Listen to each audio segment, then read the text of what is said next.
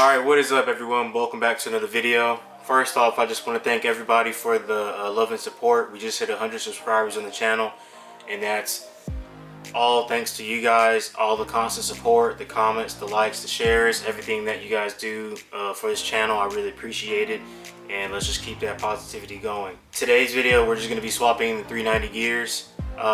With that, I'm going to show you all the tools that you need and some stuff that'll make it a little bit easier for you. But other than that, man, let's go ahead and get straight into it. Alright, so as far as tools that you'll need in order to get this swap done, number one is you're going to need something to jack up the car with. So you're going to need a car jack, you're going to need jack stands, and you're going to also need a transmission jack. The number two thing that you're going to need is you're going to need some kind of pair of gloves. Rubber gloves, these kind of gloves, tough gloves, anything that protects your hands, protects you. That's the number one thing, is to protect yourself at all times with all the proper protective equipment. But number three, in order to remove the drive shaft from the actual differential, you're going to need a Torx T50 bit.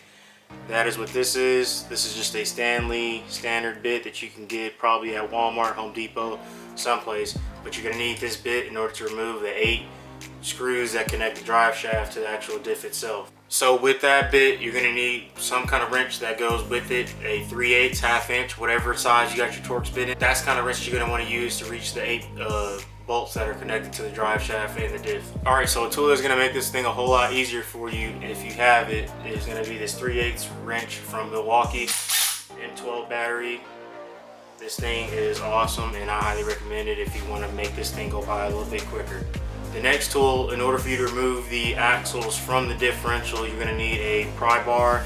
You can use your hands if you got enough power to slide it to the left, but hey, I'm just going to use a pry bar. Pop the axle out of the diff and make sure I don't mess anything up.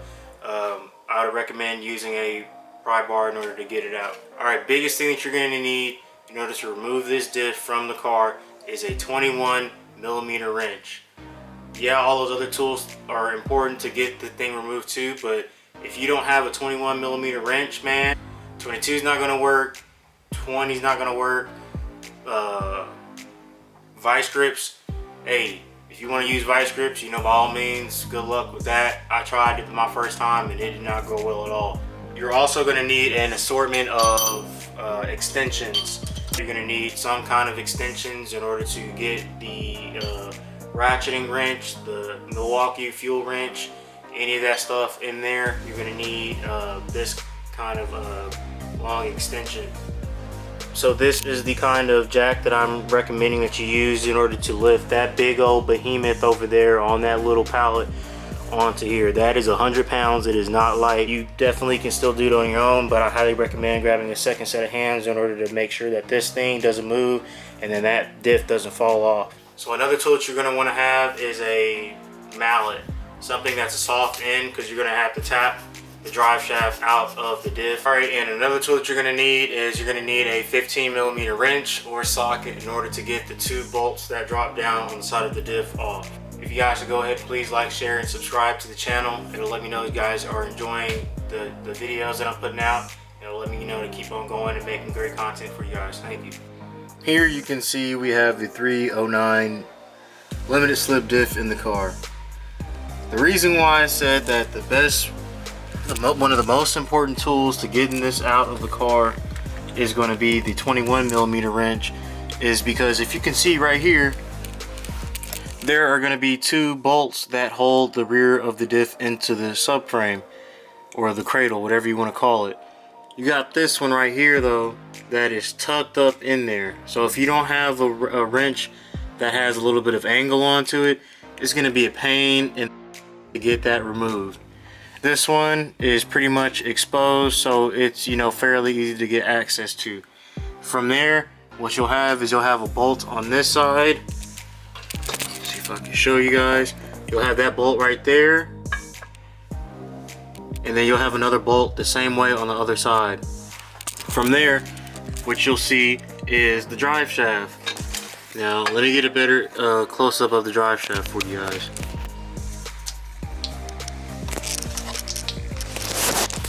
So here is your drive shaft. Mine does not look too pretty, but what you can see right here are all of those bolts. All of them gotta come out. and it'd be better to have 2 people to remove them, because the other way is real sketch, and I'm not going to tell y'all how. But just know that it's real sketch in order to get the drive shaft to rotate over to get access to the rest of those bolts. If you have a flex head wrench, or if you have any other kind of tool to remove them, make it a little bit easier. But yeah, man, that's pretty much it. All you need to drop this out is to remove all 8 of these, remove that screw and this screw here, and then from there all you'll have is that 21mm bolt and that 21mm bolt.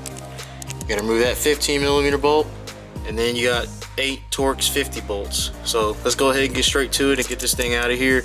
I'm not going to show the installation process of the other one because it's going to be exactly the same as taking it out. You're just doing it in reverse motion.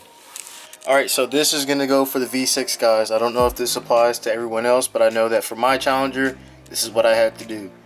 Basically, you're going to have to notch the spring link in order for the 230mm boot to clear so you don't tear it when you're driving. Make sure I show you guys. That is a spring link. You're going to have to notch that down in order to make clearance for the CV axle boot. Now, this isn't something that's just a crazy modification. What you can see right here is that it is notched down so that the axle will clear the spring link. It is notched very, very slightly in order to allow for the axle to clear.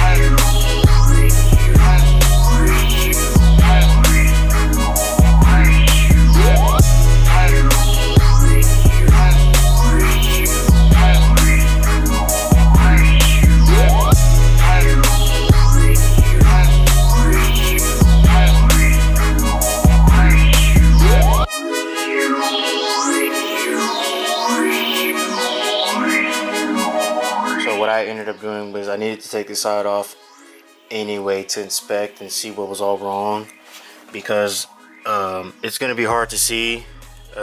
Like there's some buildup. There is some buildup right there that you can kind of see, and then there's some buildup right there.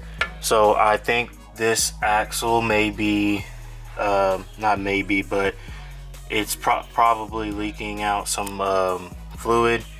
I don't know where from. You can't really just clearly see it, so I will be grabbing a new axle just in case as a precautionary unit.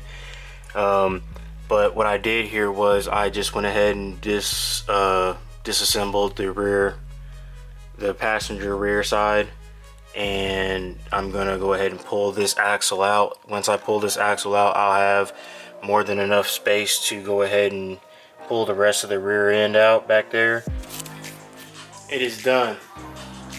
I look ridiculous, but it is done.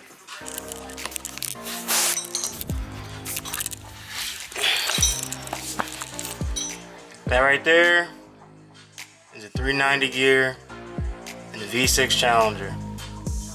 I've seen a few people, only 2 other cars with this, so you know, one of the special ones, I guess. I checked out that axle. I couldn't find anything that was leaking on that CV boot that has everything flung around it, so I'm still gonna grab another axle just in case, but you know, this side is perfectly fine, nothing's wrong with it, but it is done.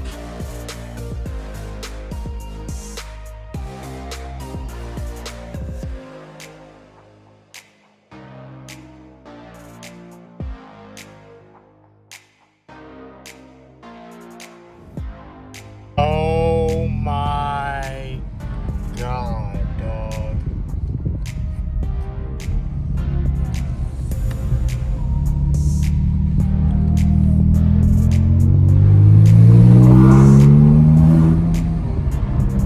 It feels so much lighter. I'm sorry we had to swap to the phone, but oh my God. The throttle response and how quick the car picks up.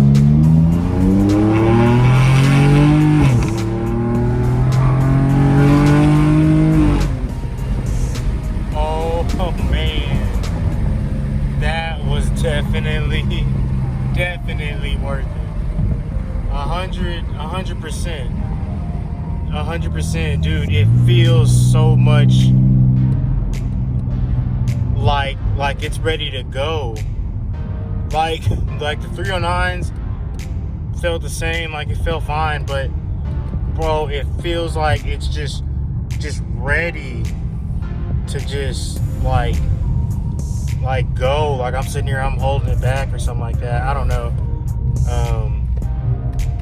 Man, it feels good. I'm not even gonna like sit here and lie to you. Like it.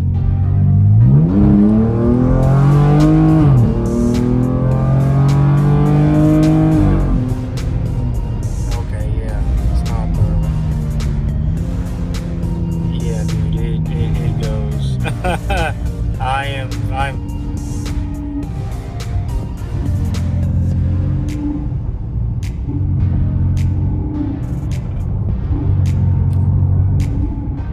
Okay, I can hear a lot of noise, a lot of gear noise right now. Like a lot. So I think I might need to add some more fluid or something like that, but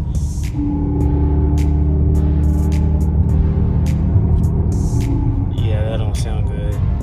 Okay, so we're gonna probably have to add some fluid or something like that.